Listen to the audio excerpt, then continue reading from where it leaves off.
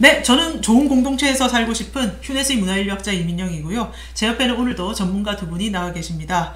유대인 연구 공동체를 만들어가고 계시는 유대인 전문가 홍익희 교수님. 예, 안녕하세요. 네, 그리고 탈무드 연구 공동체를 만들어 가시는 탈무드 전문가 김정환 대표님. 네, 미스터 탈무드 김정환입니다. 반갑습니다. 네, 제가 지금 공동체 말씀을 드렸는데 우리가 어릴 때부터 귀에 못이 박히도록 들어온 것 같아요. 공동체에 봉사를 해라. 그리고 홍익인간. 예. 그리고 또 휴네도니까 사장님이 맨날 자리이타, 덕승제 이런 얘기를 하세요. 맨날 기부하고 공동체에 봉사해라. 그래서 사장님이 유대인이 아닌가 의심이 되는데 네. 유대인들이 사실 공동체에 봉사하라고 엄청 가르치죠. 어떤 내용을 가르치나요? 공동체에 대해서. 과거의 역사를 보면은 그들이 디아스포라에 흩어져서 살았을 적에는 공동체에 속하지 않으면 살아갈 수가 없었습니다. 그러니까 남의 나라, 남의 땅에 가서 이렇게 모여 살았기 때문에 생존을 위해서 단결해야만 되는 거죠. 그러니까 공동체 생활을 하다 보니까는 나보다는 우리를 중시해야 되고, 그 다음에 공동체 구성원들 간의 그러한 좋은 관계를 유지하기 위해서는 상대방을 배려하고 이해하고 공감하는 능력, 게다가 율법의 정신이 체다카하고 미슈파트예요. 그러니까 체다카는 공동체의 자를 돌보는 정신이에요. 그 다음에 미슈파트는 세상의 통치자는 하나님 한 분이시고 하늘 아래 우리 모든 인간은 평등하다는 사상이거든요. 그게 공동체를 이끌어가는 기본 정신입니다. 그러니까 그들은 공동체를 잘 가꾸어 나가는 게 곧 자기 삶을 영위할 수 있는 유일한 길이었어요. 그런 전통이 지금까지 계속 내려오고 있는 거죠. 네. 공동체를 유대인들이 강조하긴 하죠. 제가 보는 입장은 공동체와 개인의 균형을 이야기한다고 저는 항상 이야기해요. 개인은 하나님의 형상을 닮았기 때문에 굉장히 중요한 인격체인데 그 인격체가 그냥 혼자 살아서는 하나님의 그 어떤 그 닮음을 드러낼 수가 없어요. 결국은 아리스토텔레스가 이야기했듯이 인간은 사회적 동물이니까 그러니까 인간 사회 안에서 그게 발현되는데 그래서 공동체가 이렇게 방어벽을 좀 쳐줘야 되는 거죠. 근데 그게 인간의 개성을 더 드러내고 하나님의 닮음을 드러내는 길이기 때문에 공동체를 강조하는 거고요. 그러니까 너무 또 개인만 또 강조하다 보면 공동체가 약해지고 또 공동체만 너무 강조하다 보면 또 개인이 약해지고 이런 부분에 있어서 서로 균형을 맞춰줘야 되기 때문에 일단은 성경에서는 창세기에 인간은 하나님을 닮았다고 했기 때문에 그 부분은 이미 중요하다는 걸 알고 있죠. 그래서 이제는 공동체가 더 중요하다는 걸 강조점을 좀 옮겼다. 저는 그렇게 보고 있어요. 네네네. 그러면 그 유대인들은 공동체에 봉사하라고 왜 그렇게 강조해서 가르쳤을까요? 우선 인류의 고전 탈무드를 통해 성장합니다. 탈무드 살롱. 그게 자기들의 이제 살아갈 수 있는 근본적인 토대니까 네. 그런 거죠. 그 다음에 이제 하나 또 항상 순환을 이야기하거든요. 네. 인간 사회도 계속해서 순환이고 물질도 순환이고 인간의 삶도 이렇게 계속해서 이렇게 오르락내락하면서 순환하는 거고요. 순환하는 데 있어서 중요한 것은 서로 주고받는 거죠. 서로 영향을 주고받기 때문에 좋은 사람들하고 같이 있으면 좋은 영향을 받고 나쁜 사람하고 같이 있으면 나쁜 영향을 받기 때문에 그 피르케 아베스도 그렇게 이야기하거든요. 나쁜 사람들을 멀리하고 좋은 사람들을 가까이 하라고. 그런 공동체를 이루는데 내가 좋은 사람이어야 그런 사람들이 끌려 들어오거든요. 그러니까 이끌림의 법칙 있잖아요. 좋은 영향들을 주고받으면서 그 공동체가 굉장히 훌륭한 수준에 올라가는 거죠. 그래서 그런 사람들을 이제 만나려면 자기가 먼저 주는 연습을 해야 되죠. 네.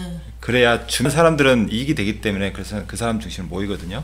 그래서 그럼 먼저 주라는 것이 유대의 가르침이니까 그걸 계명으로 만드는 게 째다가고 뭐 11조 같은 거죠. 그러니까 11조는 하나님한테 드리는 거고 째다가는 이제 이웃한테 드는 거니까 어쨌든 주는 행위를 통해서 좋은 공동체를 만드는 아주 기초적인 행위를 하고 있는 거죠. 그러니까 공동체 정신이 이제 현대에 와서는 우리가 어떻게 이해를 할 수 있냐면 옛날의 시족사회나 농사짓고 할 적에는 대가족, 더 나아가서는 시족이라는 공동체 정신이 있어야 치수관리도 하고 뭐 모내기 할 적에 다 같이 모여서 할 수도 있고 어떤 품앗이나 두레나 이러한 게 있었는데 현대에 와서는 이게 핵과적이 되면서 그러한 공동체 정신이 이제 많이 와야 됐다고 그럴까 이제 그런 거거든요. 네. 현대에 와서 이제 우리가 그래도 직장이라는 공동체가 있고 직장에 몸담고 있지 않더라도 같은 분야 사람들끼리의 어떤 연대 그 다음에 혼자 뭔가 프리랜서로 하더라도 어떠한 그 관계 이런 게 사실은 넓게 보면 그게 다 공동체거든요. 그러니까 그러한 조직 내에서 그 공동체 정신은 아직도 유효한 거죠. 나보다는 조직을 위해서 혹은 나보다는 팀을 위해서 어떻게 할 건지. 그러면서도 현대가 주는 또 문제가 그런 공동체 속에서 어떤 자기의 스페셜리스트라거나 자기 제2의 인생을 엮어나가기 위한 자기 개발이나 자기 관리도 게으리하지 않아야 되는데 이게 서로 배치되거나 대척점의 관계가 있다고 생각하지 않습니다. 자기가 조직을 위해서 하고 있는 현업에서의 일이 자기한테 특화돼서 나중에 일거리가 될 수 있는 거예요. 그러니까 지금 조직에서 조직원으로 일한다는 건 일자리를 의미하는 거고 이제 나중에 사회가 분화돼서 프리랜서가 되거나 제2의 인생, 즉 정년퇴직 후에는 그때는 이제 일거리가 되는 건데 그게 조직에 몸담고 있을 적에 자기가 헌신할 수 있고 잘할 수 있고 그러한 분야에서 더 그 경험과 기술을 쌓아가지고 자기 일거리를 찾아야 되는 거예요. 또 하나는 유대인 입장에서 보면 유대인은 we are one 그러거든요. 우리는 하나다? 우리는 하나지만 우리는 각 파트에서 서로 다른 연대에 있지만 각 파트는 서로 다른 거죠. 서로 강력하게 연대돼 있어서 그러니까 이 한 파트가 없어지면 그 기능이 사라지면서 사람 굉장히 많은 고통을 겪잖아요. 그래서 유대인들은 그런 공동체 의식을 키우는데 매우 중요한 파트로서 공감을 이야기하거든요. 그러니까 이제 유대인 이야기에 보면 이런 얘기 있잖아요. 머리가 두 개인 샵창 두 개인데 이 아이가 한 사람인지 두 사람인지 알아보려면 이쪽에 뭐 좀 뜨거운 물을 부어보면 그 반대쪽 머리도 이게 뜨거움을 느끼면 한 아이고 뜨거움을 못 느끼고 그러면 이건 두 사람이다 그렇게 이야기하는 거죠. 그런데 유대인 또 한 지체가 고통을 당하는데 다른 지체가 그 고통을 느끼지 못한다 그러면 공감을 느끼지 못한다 하기 때문에 그런 사람은 굉장히 싫어하죠. 그렇게 아픔을 겪고 있으면 도와주고 같이 공감해주고 위로하고 하는 그런 게 공동체 의식인데 유대인들은 그걸 굉장히 강조합니다. 그래서 we are one. 우리 몸의 한 파트이기 때문에 이게 가시 하나만 찔려도 온몸이 막 짜릿짜릿 아프고 그러잖아요. 그럼 온몸의 신경이 다 모이듯이 그렇게 한 유대인이 아프면 그렇게 돌보라고 많이 이야기합니다. 토라와 탈무드가 또 그 공동으로 추구하는 가치도 평화입니다. 공동체 내의 평화. 평화. 공동체의 평화인데, 그러니까 이제 공동체를 이룸으로써 우리는 부족함이 없는 삶을 살 수가 있어요. 그러니까 그 탈무드에 그런 이야기 나오거든요. 어떤 사람이 예루살렘에 갔는데 사람이 너무 많다고 짜증을 내요. 그랬더니 어떤 라피가 아니다. 이 사람들 때문에 난 너무 행복하다 그러는 거예요. 그러면서 어떤 예를 드냐면 내가 옷을 짓지 못해도 이 사람들이 나를 위해서 옷을 지어주고 내가 우유를 마시고 싶은 우리 그 사람들 중에 누군가가 젖을 싸서 나한테 돈만 주면 배달해주고 이런 걸 통해서 나는 아무것도 못해도 사실은 모든 걸 다 할 수 있는 능력을 갖고 있는 것 똑같다. 그래서 이 사람들이 있음으로써 나는 행복을 누린다 그런 거죠. 그러니까 공동체에서 평화라는 것은 서로 부족함이 없을 때 이루어지는데 그걸 샬롬의 원래 뜻도 부족함이 없는 거예요. 그렇기 때문에 많은 공동체가 건강할수록 우리는 상당히 안정된 삶을 추구할 수 있고 또 외적이라든가 그런 데서 보호를 받을 수 있잖아요. 그렇기 때문에 토라는 그런 공동체를 이루려고 하는 거죠. 그래서 각 개개인이 인격 수양도 해야 되고 서로 좋은 관계도 맺어야 되고 험담도 하지 말아야 되고 계속해서 주고 또 봉사하고 그런 행위들을 장려하는 겁니다. 김 대표께서도 말씀했지만 공동체 평화를 위해서 가장 조심해야 될 게 그 라손하라예요. 네네. 유대인의 속담에 살인은 한 사람을 죽이지만 험담은 세 사람을 죽인다고 그랬거든. 그러니까 험담하는 사람, 험담의 대상자가 된 사람, 그 험담을 들으면서 말리지 않은 사람. 그러니까 유대인들은 어떤 경우에도 자기 공동체 동료가 자기를 뒤에서 험담을 안 하리라는 걸 믿어요. 그 다음에 험담뿐만 아니라 라손하라라는 거는 이거는 히브리어로 이제 나쁜 혀를 의미하는데 설사 사실이라 하더라도 팩트라 하더라도 그 사람의 이미지에 누가 되는 얘기는 어떠한 얘기도 해서는 안 된다는 의미예요. 그 사람이 뭐를 실수를 했어, 잘못을 했어. 그건 사실이기 때문에 팩트이기 때문에 얘기해도 되냐면 그러지 말라는 거죠. 그렇게 하면 안 된다는 거예요. 하여튼 다른 사람한테 그 사람을 얘기할 적에 그 사람을 깎아내릴 수 있고 이미지에 먹칠을 할 수 있는 얘기는 사실이라 하더라도 하면 안 된다는 거예요. 그러니까 이거를 지키기 때문에 그 공동체에 평화가 있는, 그리고 같이 단결할 수 있는. 그러니까 살아나가면서 유대인은 바로 이런 걸 지키기 때문에 그들의 결속력이 강한 겁니다. 어느 순간이라도 그 친구가 나를 그렇게 얘기했어? 라는 반감정이 생기면 관계는 깨어지는 거거든요. 그래서 이거는 우리가 배우고 싶어. 이거는 우리가 조직체를 운영하고 조직체뿐만 아니라 모든 사회생활에서, 예. 그리고 애들 앞에서도 이거는 생활 속에서도 본을 보여야 되는 우리 엄마 아빠들의 자세라고. 지금까지 얘기한 거를 종합하면 유대인 사회에서는 공동체를 굉장히 중시하고 공동체가 잘 살아가기 위해서 여러 가지 참 문화적인 것들이 있는데, 탈무드에서는 공동체에 대한 봉사에 대해서 뭐라고 하나요? 실리콘밸리를 이끄는 유대인들의 창의성과 단결력을 벤치마킹 하시죠.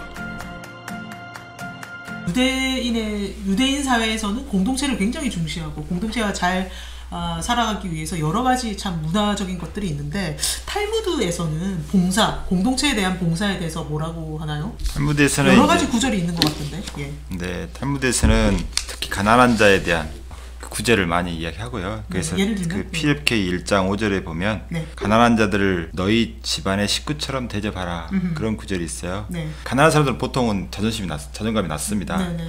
조금이라도 좀 내민하게 그러면 굉장히 자존심 상해서 막 좀 힘들어해요. 네. 그래서 그런 수치심을 자극하지 않기 위해서 문을 두드리는 것도 사실은 어렵잖아요. 그러면 저녁에 밥 때 되면 문을 살짝 열어놔요. 그래가지고 누구든지 와서 들으라고. 이렇게 와서 먹으면 제3자가 보기에는 저기 가난한 사람인지 손님인지 잘 알 수가 없잖아요. 네네.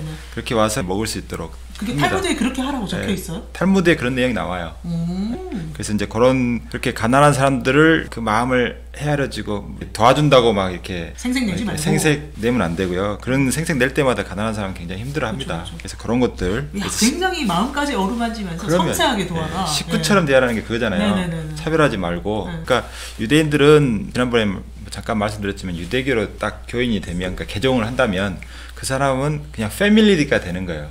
같은 교인이 아니라 그냥 내 식구다라고 이야기합니다. 그래서 유대인들은 어디를 가면 그 해당에만 가도 자기가 필요한 뭐 먹을 것, 잘 거, 뭐 심지어 뭐 정보며 그다음에 좀 잘해준 다음에 이제 융자도 좀 해주고 그다음에 비즈니스 잘할 수 있도록 여러 가지 도움을 받습니다. 그게 다 무료를 받아요. 그러니까 이거는 뭐 선임이라면 그렇게 못 해주지만 가족이니까 가족은 뭐가 아깝겠어요. 네, 이제 그런 식으로 가난한 가족을 잠깐 덧붙일게. 유대 상점들은 네. 금요일날 이제 1시쯤 되면 이제 닫고 네. 저녁에 맞이할 안식일을 준비하는데, 근데 상점을 닫으면서 사람들 가져가기 좋게 봉지에다가 자기 상품들을 싸가지고 그 문 앞에다 이렇게 다 내놔요. 그리고 문 셔터 닫고 들어가면서, 그러면은 가난한 사람들이 와서 그 가게 주인 눈치 안 보고 그거를 가져가 수 있게. 그러니까 지금 김 대표님 말씀하신 것처럼 가난한 사람이 그걸 집어가는데 눈치를 안 보고 편하게 가져갈 수 있게 그런 배려죠. 네. 야, 이거는 지금도 당장 배워서 적용할 수 있어요. 토라에도 있어요. 네. 토라에도 뭐 밭을 추수할 때 가장자리는 그냥 놔두고, 그다음에 떨어진 이삭 같은 거 줍지 말고, 가성 같은 경우는 바람에 떨어지면 그냥 놔둬야 되고, 옮기다가 떨어지면 그냥 놔둬야 돼요. 이거 율법이기 때문에 이거 주스면 율법 어기는 게 되거든요. 이제 가난한 사람이 와서 이걸 주워가지고 다시 식량으로 하거든요. 그 대표적인 성경이 룻기. 구약 성경에 있는 룻기. 구약 성경에 있는 룻기에 보면, 원래 룻은 원래 이방 여자였는데 이스라엘로 자기 어머니 시어머니를 따라서 갔는데 먹을 게 없으니까 가난하니까 자기 친척인 이름을 갑자기 생각이 나네요. 거기 가서 이렇게 이삭 줬다가 그 남자하고 썸 타가지고 이제 결혼해가지고 하나의 그 다윗의 계보의 증조 할머니가 돼요. 그러니까 그런 이방 여인도 이제 자선을 베풀면 그렇게 좋은 유대인의 한 구성이 될 수 있다는 거잖아요. 그래서 이런 가난한 사람들을 돌보는 복지 제도가 성경 자체에 이미 다 오래도록 돼 있고요. 심지어는 어떤 것까지 이야기하냐면 동물한테도 동물 복지를 이야기합니다. 한 1000만 명 정도가 이제 개나 고양이를 많이 키우는데 이제 거의 가족처럼 이야기잖아요. 실제로 토라에는 그런 구절이 너무너무 많습니다. 당나귀와 뭐 소를 같이 결이 부리지 말고, 또 자기가 식사하기 전에 반드시 짐승한테 먼저 먹이를 주고, 이게 계명이에요. 야, 요즘에 거의 냥이 집사들처럼. 예, 맞아요. 예, 먼저 짐승한테 먹이 주고 네 밥 먹으라는 거고요. 그 다음에 만약 잡아먹을 때는 네. 그 코쇼 율법대로 가장 고통을 최소화하는 방식으로 잡아야 돼요. 이게 그러면 인간만의 공동체가 아니라 인간과 동물 생태 공동체까지. 예, 근데 그게 왜 그러냐면 네. 그 유대인들 입장에서는 동물을 대하는 태도, 그것이 곧 사람을 대하는 태도하고 연결된다고 봐요. 동물도 약하고 가난한 사람도 약하잖아요. 네네. 그 동물을 그렇게 배려하고 하는 사람들은 가난한 사람도 대할 때 그렇게 대한다 이 말이죠. 그러니까 동물 하나 대할 때도 사람 대하듯이 그렇게 하라는 거예요. 그래서 가난한 자를 돕는 것이 이제 넓혀져서 동물을 대하는 것과 다 연결돼 있어요. 그러니까 모든 하나님의 창조물들을 마치 그 뒤에 하나님이 있다는 것으로 생각하고 하나님 대하듯이 하라는 거죠. 네. 그리고 또 탈무드에서 봉사에 대해서 뭐라고 하나요? 2장에 보면 이제 봉사하라는 것은 이제 공동체를 위해 스스로 전력하는 모든 사람들은 천국을 위해서 전력하는 것이다라고 이야기하는데요. 네.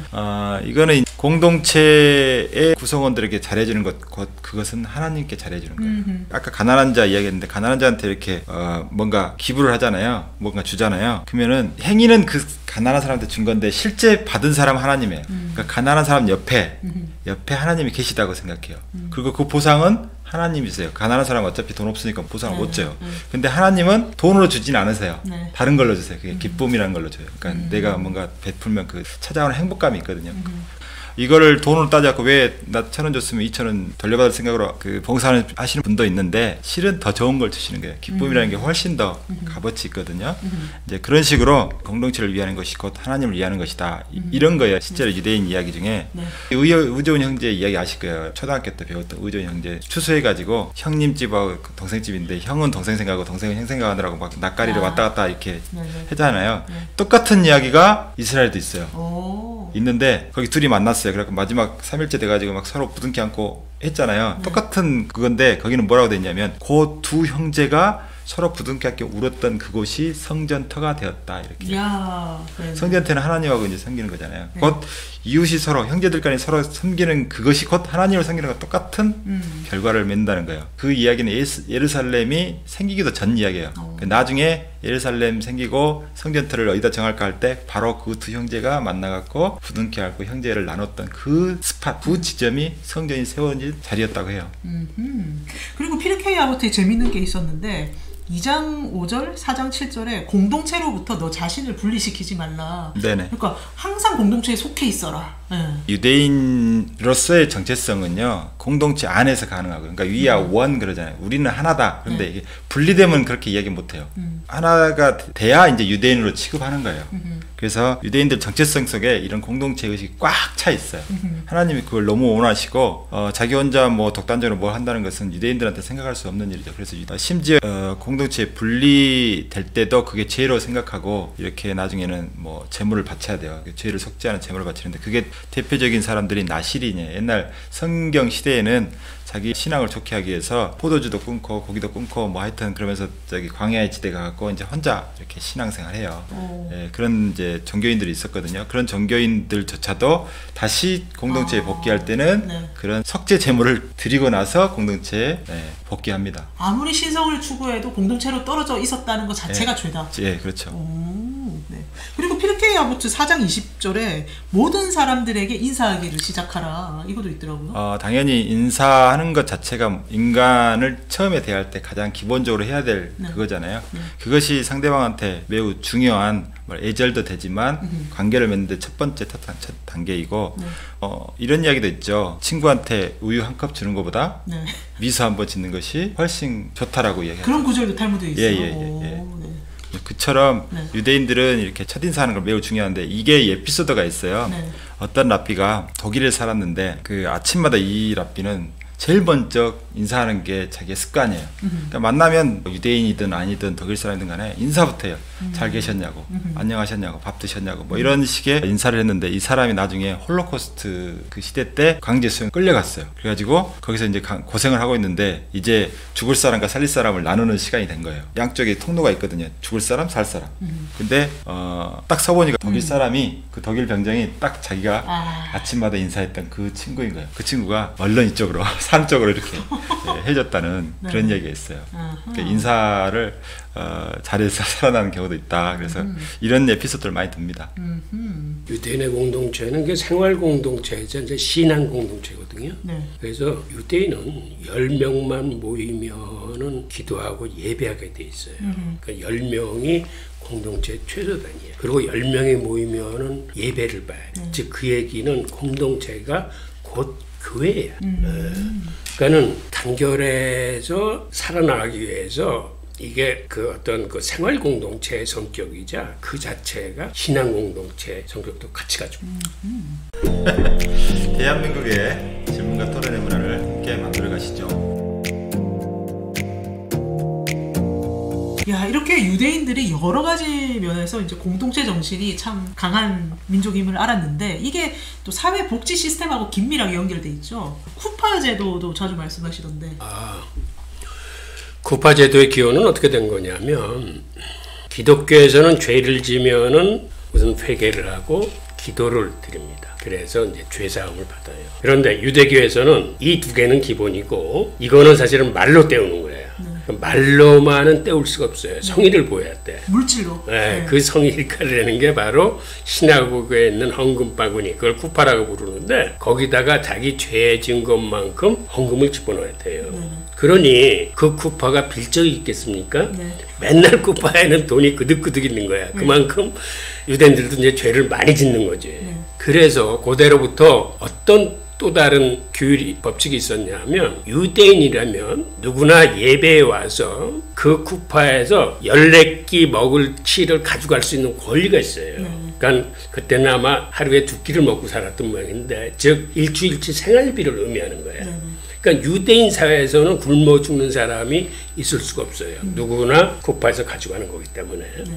근데 이렇게 기본적인 생존권뿐만 아니라 쿠파가 이 섹션별로 이게 다 관리가 잘 돼 있어요. 그러니까는 뭐 교육이면 교육, 장례면 장례, 의료면 의료, 심지어는 뭐 결혼 지참금, 그 다음에 포로 구해오는 거, 그 다음에 이방인들을 위한 헌금 해서 그러니까는 바구니별로 용도가 정해져서 한 회당 아니 그거는 아닌데 네. 그거를 관리하는 사람이 따로 지정돼 있어요. 그러니까 바구니는 하는데 관리인이 여러 명이다. 바구니는 누구나 가져갈 수 있는 거고 이 헌금 이외에도 이 사람들은 예를 들어서 저 유대인이 굉장히 잘 사는데 자선이나 하는 거 보면 굉장히 인색하네 하면은 강제 징집할 수 있는 권리까지 있어요. 우와. 이 관리자들이.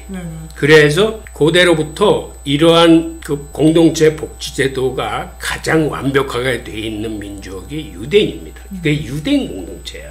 그래서 유대인 공동체는 자기 아버지가 돈을 잘 못 벌어서 내가 공부를 못했어라는 얘기는 할 수가 없어요. 왜 그러냐면 교육도 공동체가 책임을 져줘.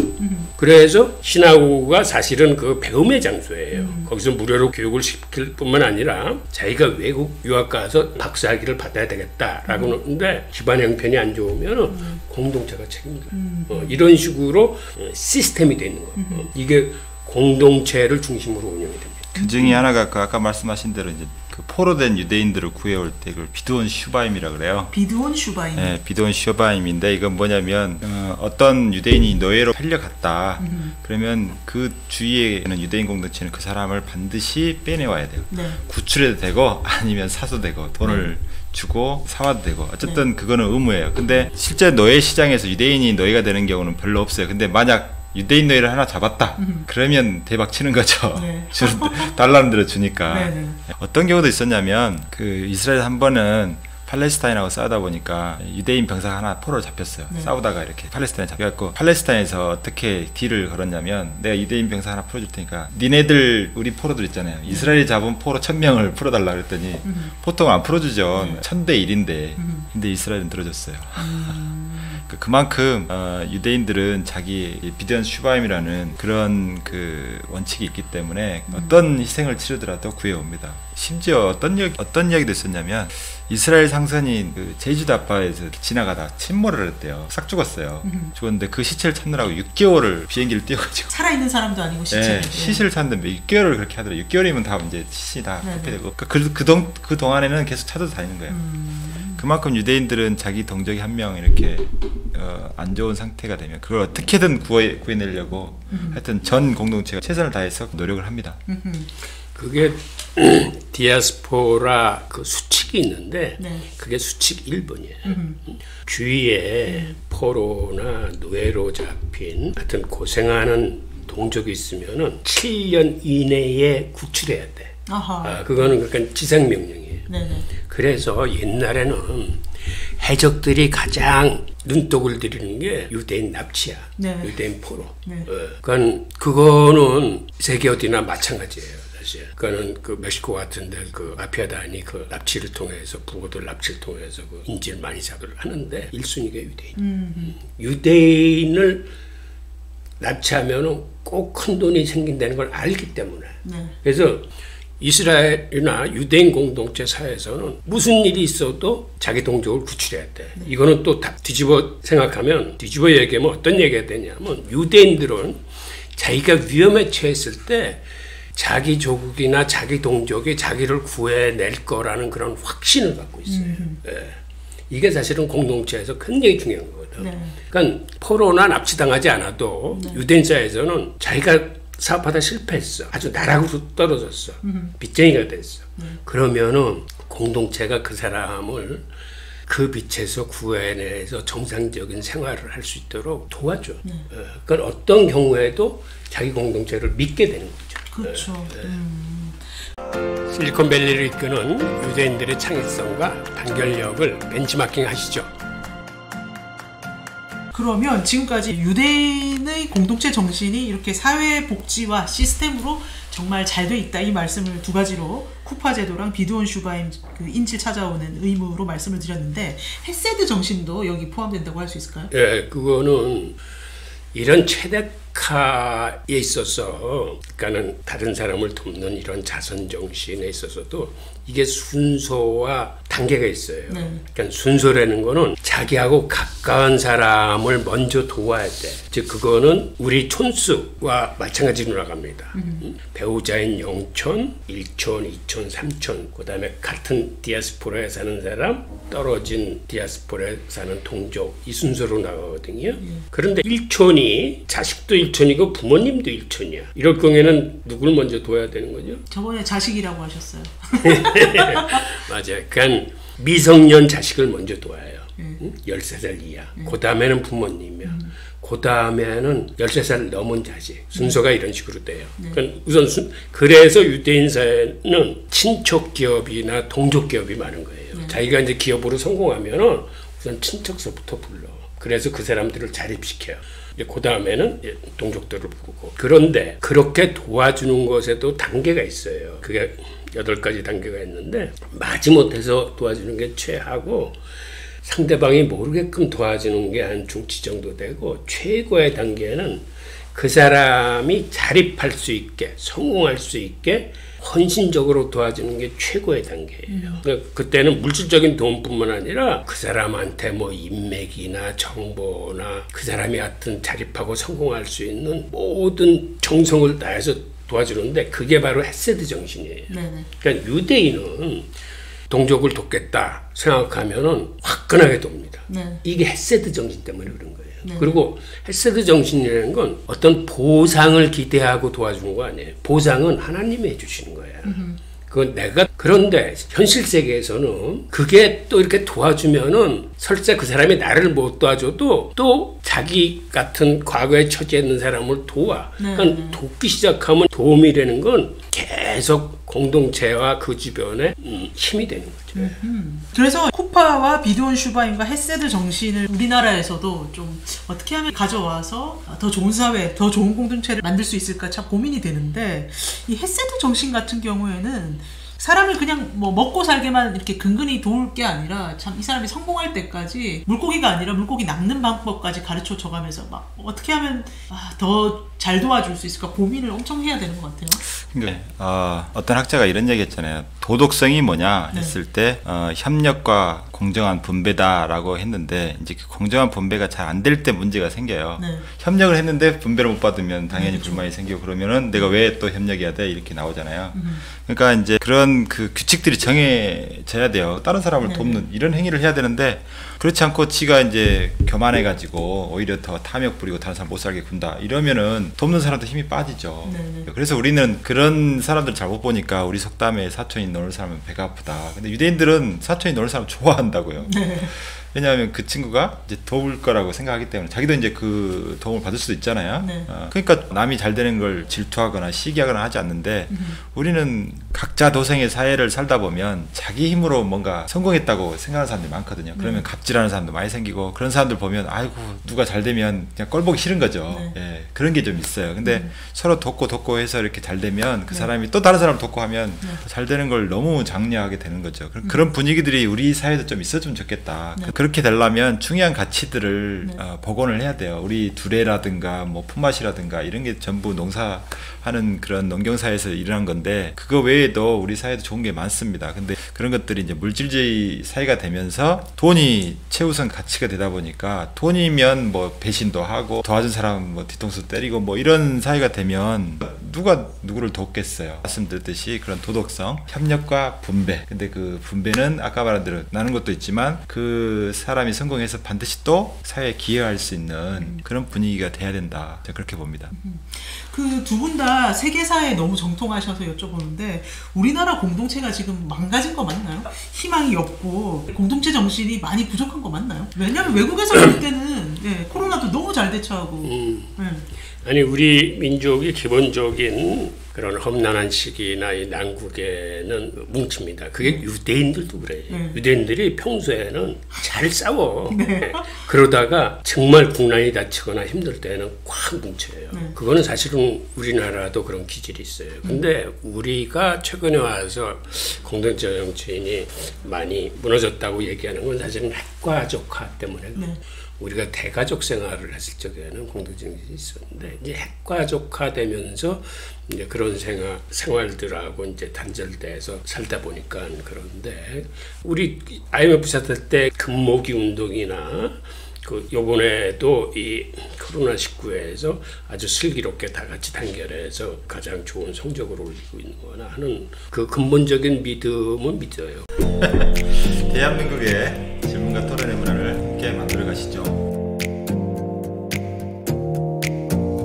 그리고 유대인 공동체 아까 헤세드 정신에 대해서 말씀하셨는데 이거를 현대 우리 사회에서는 이 조직체 어떤 회사면 회사 여기에 빗대서 설명을 할 수 있는데 헤세드 정신을 발휘할 수 있는 사람은 사실은 리더 혹은 팀장급 이런 사람들한테 그게 굉장히 필요한 건데 우선 리더가 독재형 리더가 있고 민주형 리더가 있고 방임형 리더가 있어요. 근데 그거는 그 사람의 개인적인 성향보다 오히려 그 팀원들의 자질에 의해서 상황에 따라서 이렇게 변할 수 있는 거라고 보는 거거든요.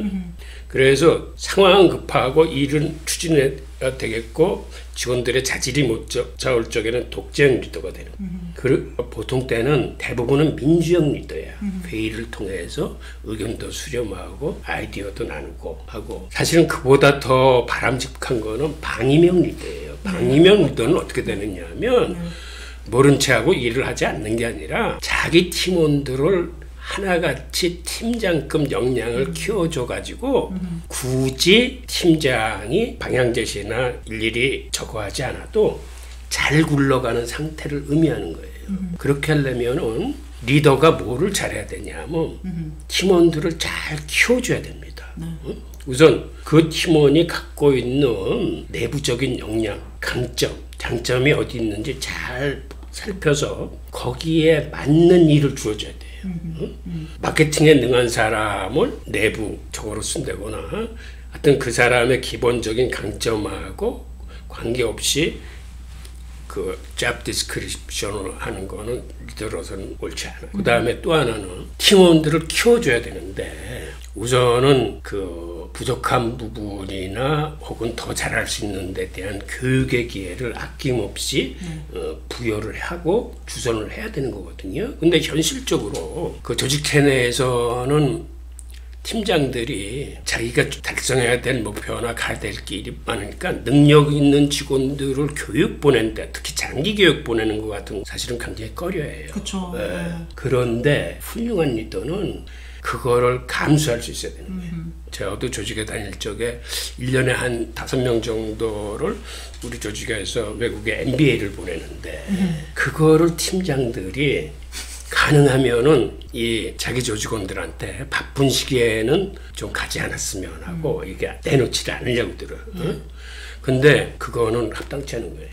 직원이 잘 될 수 있는 길이라면 그걸 열어줄 수 있는 그 팀장이어야 돼. 그러니까 결국 리더가 자기를 보살펴주고 자기를 키워주려는 그 마음이 보이면 팀원들은 리더를 따릅니다. 그리고 그러한 의식이 팀 전체에 공감대를 모았을 때, 즉 공동체 정신이라는 건 뜻을 모으고 공감대를 형성해서 같은 마음으로 목표를 추진해야 되는데 그거는 사실은 먼저 인성의 교류와 결합이 있어야 현실적으로 나타나지는 거예요.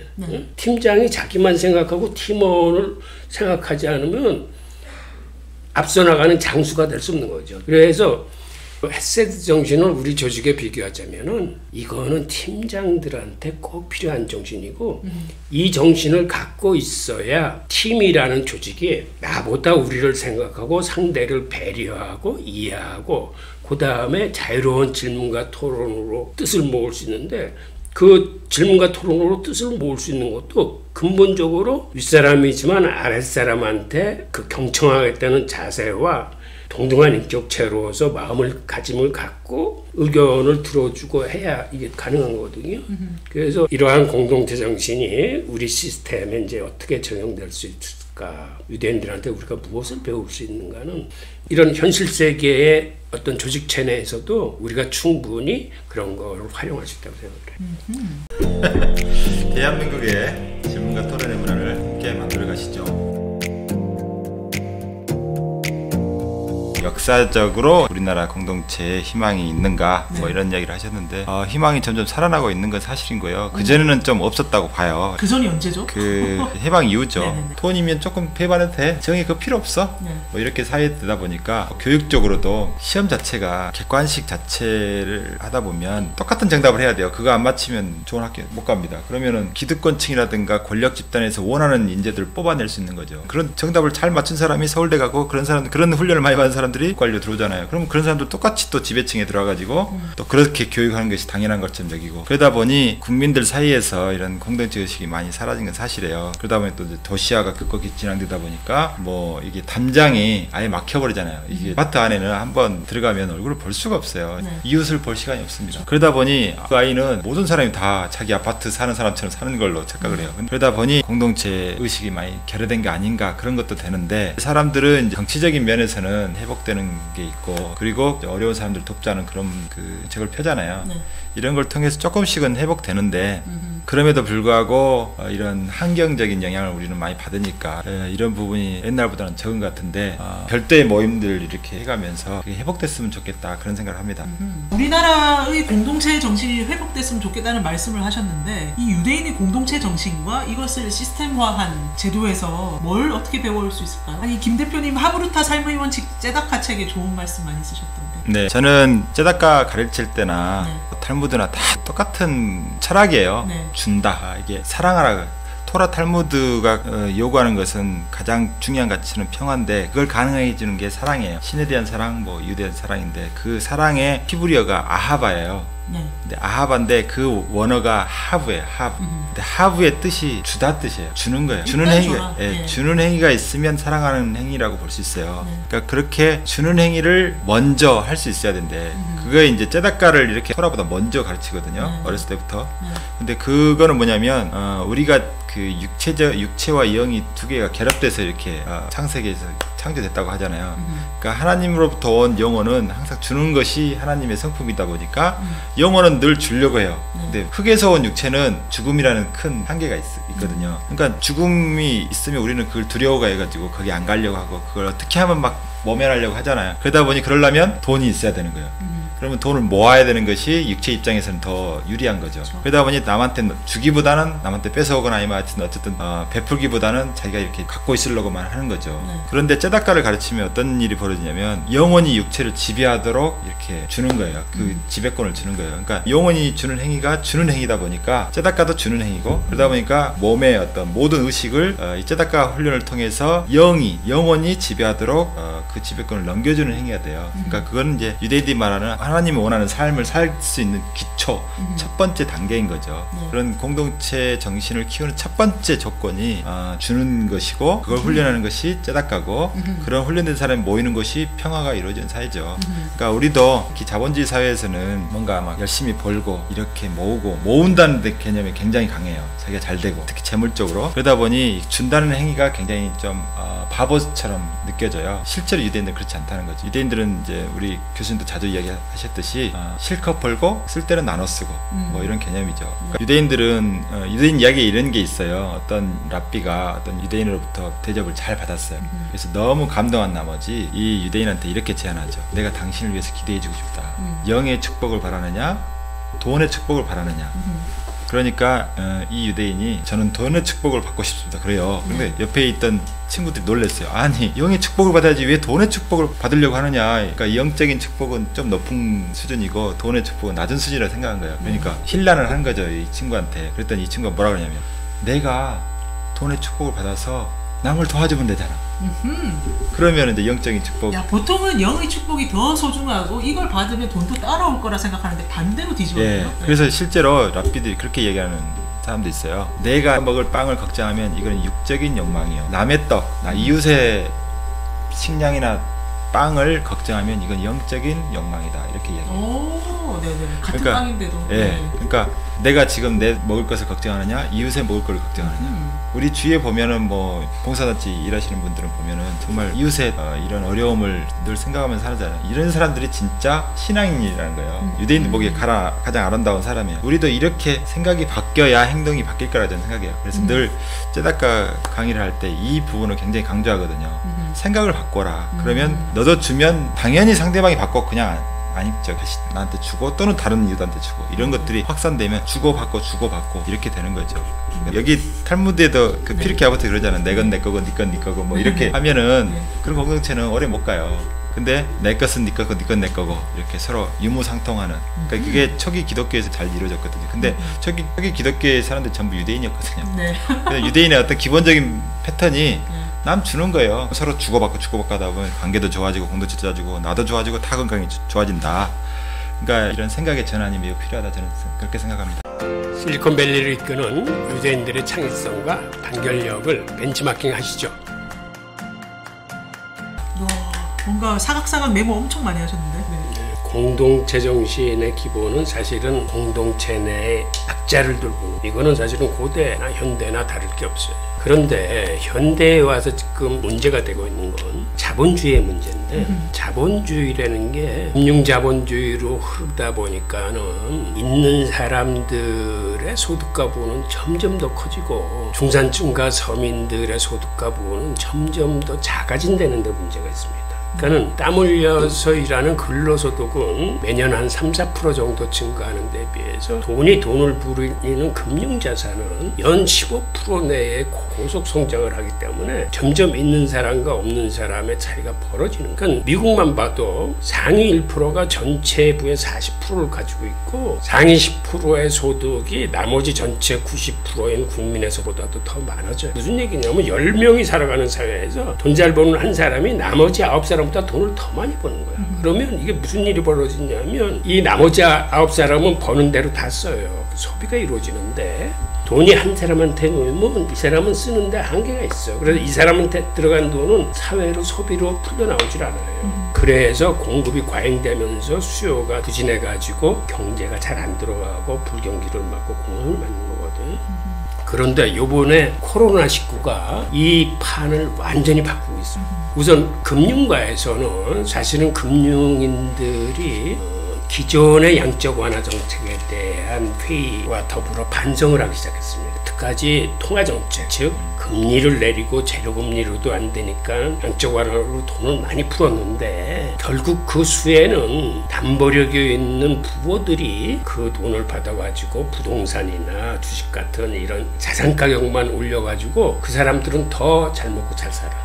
그런데 반면에 가계부채에 허덕이는 서민들한테는 이 돈이 들어가질 않으니까 소비가 살아나지 못해가지고 소비자 물가는 오히려 디플레이션을 걱정할 정도로 나쁜 거예요. 그래서 그 세계적인 금융인들도 이제 반성을 시작하는 겁니다. 이거 양적 완화 해봤자 우리가 많이 해봤지만 있는 사람들 배 안 불리지 전혀 국민들한테는 혜택이 안 되라라는 반성에서 요번에 미국 정부가 전격적으로 채택한 게 기본소득 개념하고 현대통화 이론이에요. 사실은 대선에서 이 아젠다가 나왔을 적에 이게 기본소득은 포퓰리즘 아니냐, 그다음에 현대통화 이론은 그런 무슨 해괴한 이론이 나오느냐. 이번에 미국의 재정정책에 이 두 개념을 전격적으로 받아들였거든요. 즉 여태까지의 통화정책은 결과적으로 보니까는 국민들한테는 혜택이 안 가더라라는 반성에서 한 건데, 재정정책을 하면서 뭐 가구당 한 3,400불씩 나눠주겠다는 거는 이거는 전형적인 기본소득 개념이고, 그다음에 요번에 미국 정부가 재정을 풀 적에 처음에는 2조 2천억 달러를 발표를 했는데 2조 2천억 달러도 이게 어느 정도 큰 돈이냐면 미국 1년 예산의 반이나 된 돈이에요. 그런데 그 중에서 기업 대출 5천억 달러를 해주기로 했는데 그거는 연준과 공조해서 그거를 4조 달러까지 늘리겠다고 그랬어요. 그래서 최근에 그러한 계획이 다시 설립됐는데, 그러면 전체적으로 미국 정부가 푸는 돈이 5조 7천억 달러. 이거는 통화정책이 아니라 재정정책입니다.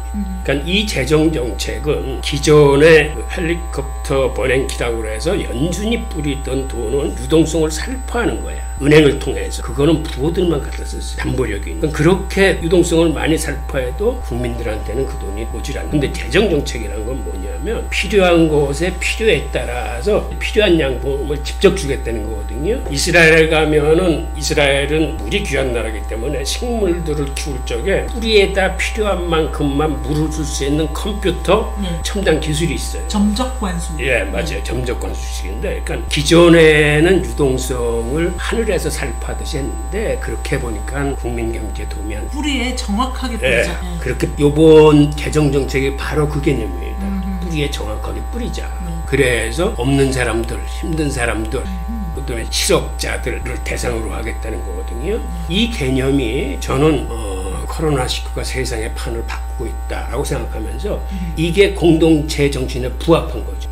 근데 이거는 미국이라는 자본주의 종주국이 이걸 시작했기 때문에 다른 나라들이 이거를 뒤쫓아갈 가능성이 크고, 우리도 그들이 취하는 거를 면밀히 공부하고 연구해서 더 실용적으로 이걸 받아들여야 된다고 생각해요. 그러니까 이러한, 이게 공동체 정신이거든. 그러니까 예전에는 경기를 살리기 위해서 통화정책을 썼는데 이제는 정부가 나서서 필요한 곳에 필요한 양만큼을 목적과 적에 따라서 정확하게 쓰겠다는 건데, 우선 그게 기업대출, 영세 소상공인, 그 다음에 그 각 국민들한테 그 재난 소득 분배 등등 이제는 굉장히 세분화되고 필요에 따라서 하는데, 이게 또 하나의 장점은 통화정책은 말 그대로 유동성을 뿌리는 건데 이건 대부분이 대출로 돼 있어요. 기업들을 도와주는 거. 즉 이거는 환수하는 거예요. 나중에. 그러니까는 양적 완화하고의 이게 큰 차이인데, 그러니까 이러한 그게 제가 보기에는 올바른 공동체 시스템으로 가고 있는 거예요. 결국 진보하고 있다 우리가. 그래서 조금 전에 김 대표님 말씀 듣고, 야, 우리나라 공동체를 좀 강화하고 시스템화하기 위해서 우리가 어른이든 아이든 공동체에 정기적으로 봉사하고 기부하는 문화를 좀 만들고 훈련해 가면 좋겠다, 이런 얘기까지 이제 끌어내면 좋겠다 생각했는데, 또 한 발 더 나가셔서 코로나19 때문에 뭔가 경제적인 데부터 굉장히 큰 변화가 일어나고 있다. 우리가 공동체의 점적 관수를 하면서 경제적으로 공동체를 더 강화시키는 방향으로 이미 가고 있다, 이런 말씀을 해주셨어요. 그러니까 이번에 코로나도 공동체 방역이잖아요. 서로 사회적 거리두기도 이거 혼자 잘해서 될 일이 아니고 이런 경험을 통해서 우리가 공동체가 힘을 합치는 게 얼마나 중요한지를 많이 깨닫는 것 같아요. 네. 네, 이렇게 공동체에 대해서 이야기를 해봤습니다. 여러분은 어떻게 생각하시나요? 예, 댓글과 구독과 좋아요로 마음 표시해 주시면 다음 편에 더욱 알찬 내용으로 찾아뵙도록 하겠습니다. 감사합니다. 예, 감사합니다. 인류의 고전 탈무드를 통해 성장합시다. 탈무드 살롱.